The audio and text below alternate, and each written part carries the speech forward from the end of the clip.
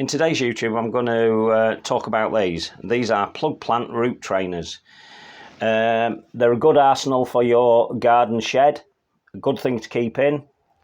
And what these are for are to get a good root system on any new seedlings, seeds, etc.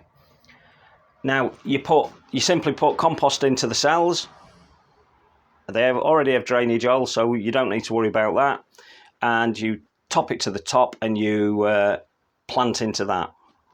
There are other ones available. This one here is less than half of the depth of this one here. And I favour the deeper ones because they're far better. You don't have to move them on as quickly either. So that's a good thing, because you don't miss it, because in that little cell there, the roots can grow so quick on some plants that you've just missed the opportunity to move them on to produce quality plants. And sometimes that's quite crucial depending on the plant. Now, I'm using them for several things. I'm using them for my ornamental grasses.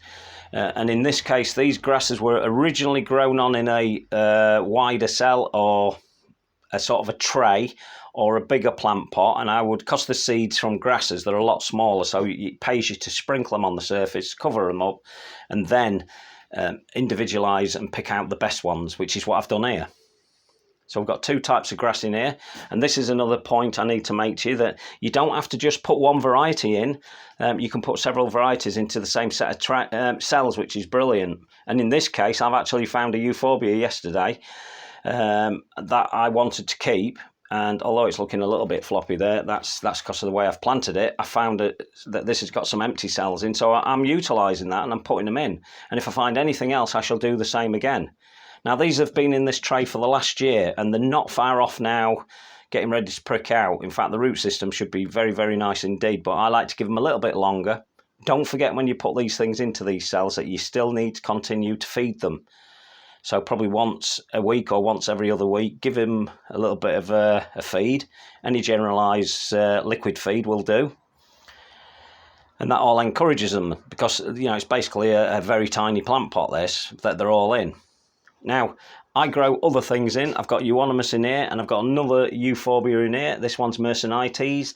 Now, they need moving out a little bit quicker, because Mercenites is a spreader, really. It's a low prostate type euphorbia that would benefit more from being in a larger plant, or if not in the garden immediately. But I want to grow these things on in pots to sell on or give away, and that's what I shall do. So you can add in different bits and bobs. So I've got empty cells here, and if I find some more seedlings of anything at all that I feel will go into these, I will fill those up and I'll drop them in, and I'll give myself a little label to know what I've put in. In some cases I don't need them, like the euphorbia.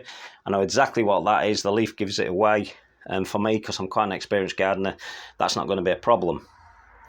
Now, if you're going to use a seed in these cells itself, you're just going to simply plant seeds, just use a seed compost. Don't go for something that's an ordinary compost. Now, they'll be okay, but I think in the cells, I prefer to use like a seed compost. If I'm putting in normal plants, little seedlings, and I'm happy to go along with any type of compost. There's a particularly good one by this company here. I can show you this here. This is Plant Grow. Obviously, this is a tomato food, but they do a really nice compost that'll do really well, which contains its own feed, so you wouldn't need to worry about the feeding. Because as I said, if you've got them in these cells, you do need to feed them. Whereas if you use a particular prepared compost like the Plant Grow one, it already has 12 months of feed in there, as do a lot of them. But I favour that one. Now, this is Verbena Bonariensis, and it's called Buenos Aires, this particular variety. Don't know if it seeds true, but I shall call it Buenos Aires seedlings.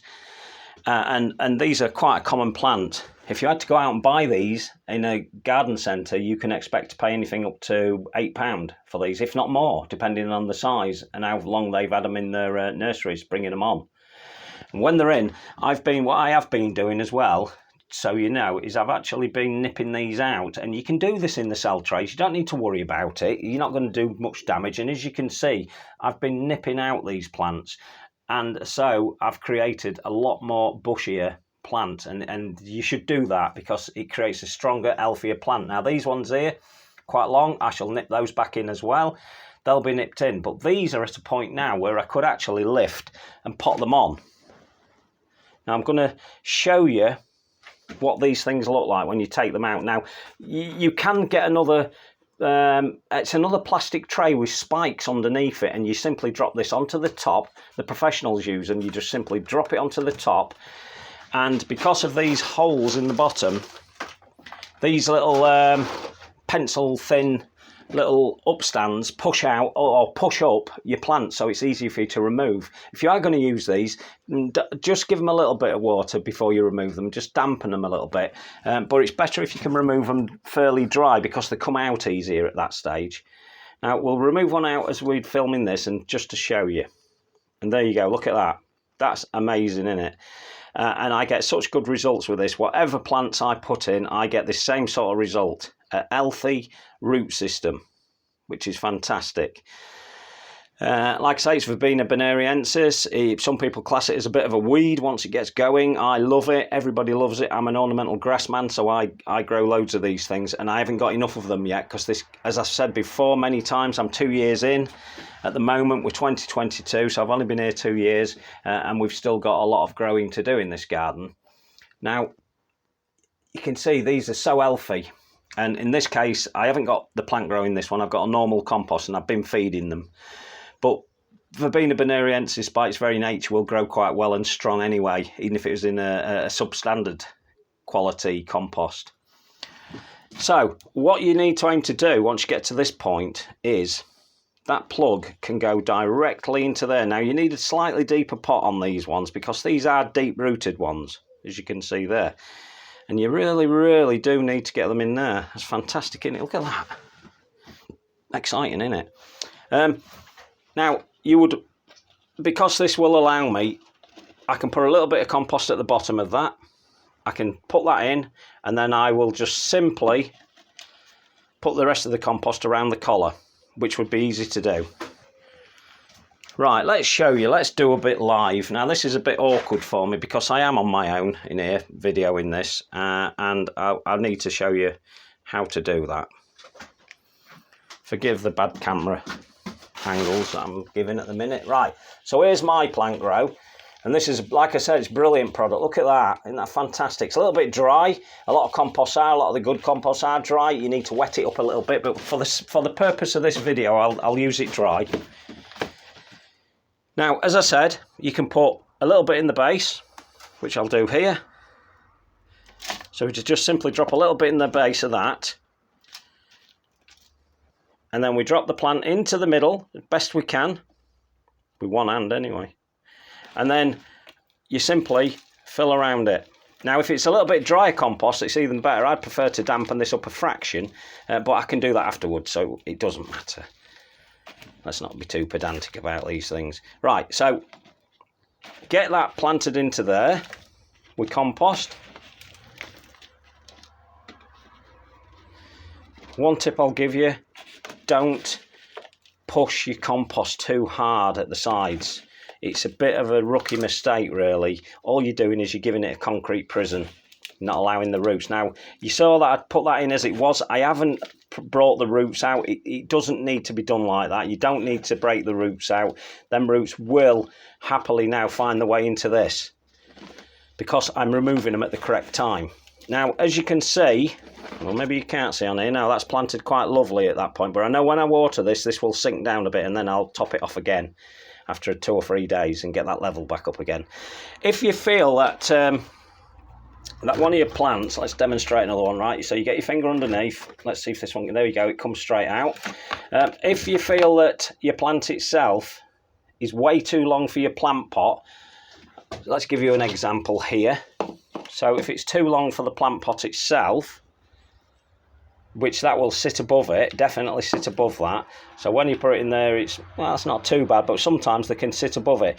Don't be afraid to chop off that bottom inch of that to make it fit into your plant. You're not going to do it any damage at all, and it'll come along fine. It'll do just as well as this one, which has been planted in like that. Now, the other tip I'm going to give you once you've removed them out of these cells is once you put them into your plant pot, try and give it some sort of a plant pot topper. And in my case, I use this really nice one, and it's just a simple bark. You can put gravel around it. Now I'm up in Lincolnshire here and we get some cold winters. And I've learnt that actually by putting things like gravel on, it can be a little bit detrimental to the plant.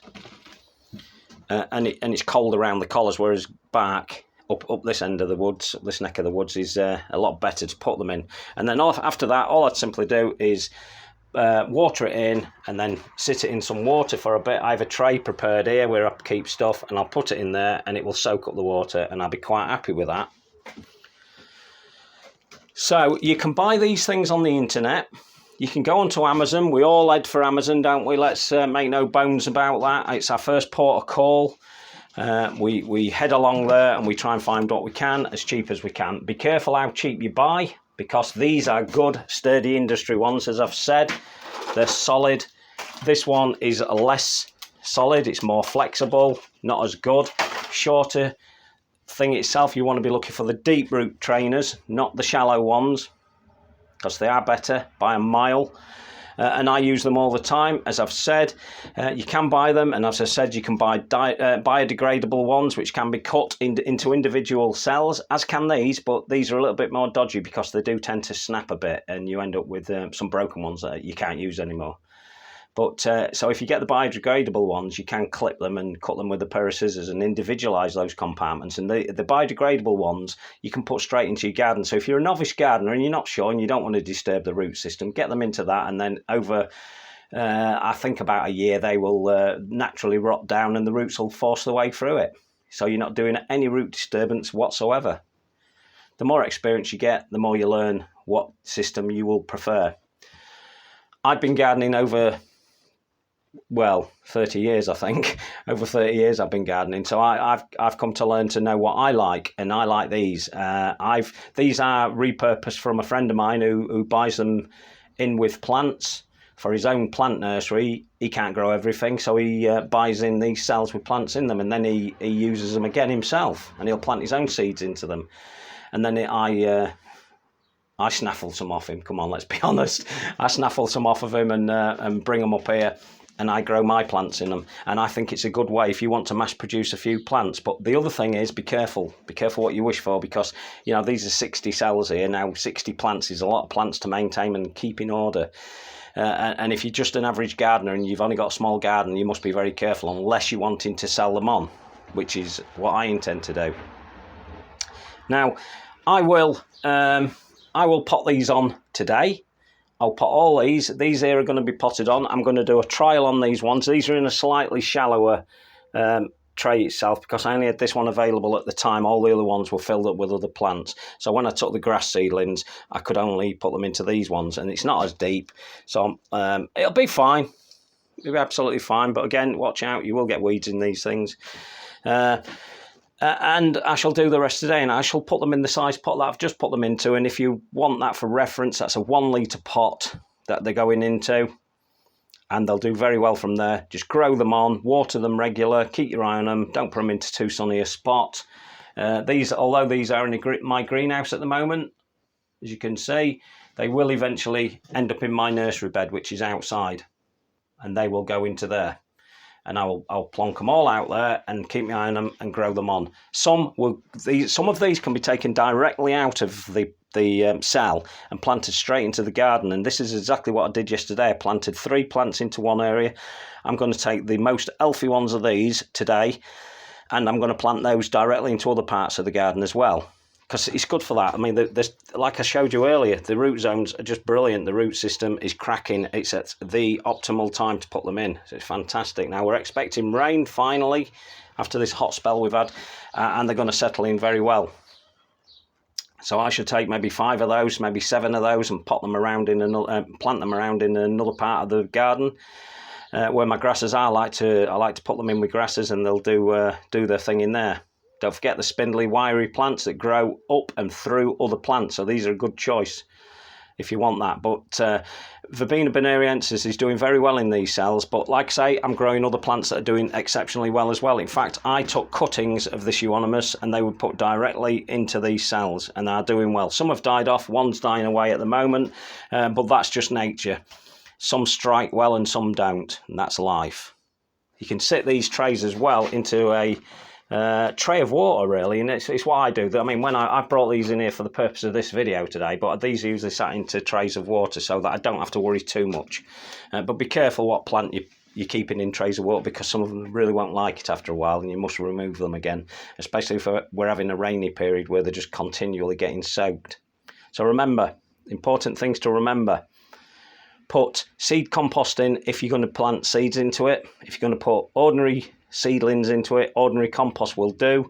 Search out good seedling composts out there. There are some out there. There's a great compost, as I mentioned earlier, called Plant Grow. They do an exceptionally good one, as do others, but it's my go-to compost. And you'll get successful results like this. And then pot them on into 1 litre pots. I think this is a 1.5 litre pot, this one itself. Let's have a look. Not always easy to see because they all use different blooming writing, and I can't see what it is on this one. Yeah, it's 2 litre. So this is a 2 litre, but the difference between a 2 litre and a 1 litre is obviously a litre, but you get a slightly higher pot with a 2 litre.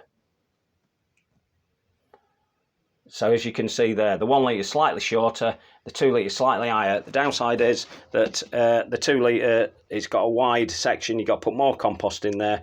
You may be prone to overwatering it if the plant's still relatively small, and by that I mean you'll water it and there'll be too much compost in there, so you need to think about that. 1 litre is ideal. Get them in there. If you can find a deeper 1 litre pot, they are available out there, then use those. They'll be great and they'll get away. So they're brilliant for this kind of thing. And I highly recommend seeking these things out, buying yourself a few trays, and let me know how you get on. Hope you've enjoyed that little video. Give me your results if you so wish, and any questions you got, fire them away at me. I do have an Instagram account, gardenersjourney.1, and also up at Grassy Bottom, which you can check out and see what I've been up to. Thanks for looking. Ta-da.